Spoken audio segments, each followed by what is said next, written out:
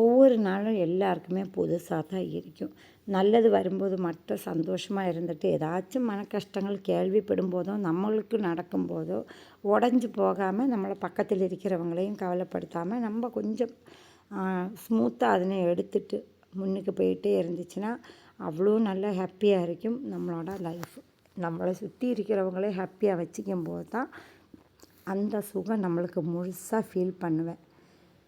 இப்போல்லாம் வெளியில் போனீங்கன்னா அம்மாவுக்கு கொஞ்சம் கம்ஃபர்டபுளாக இருக்கிற மாதிரி தான் சாப்பாடெலாம் ஆர்டர் பண்ணும். அதே மாதிரி ஹெல்த்தியாகவும் இருக்கணும்னு யோசிப்பேன். ஏன்னா இடையில இப்போ வெளியில் தான் சாப்பிட்றேன்.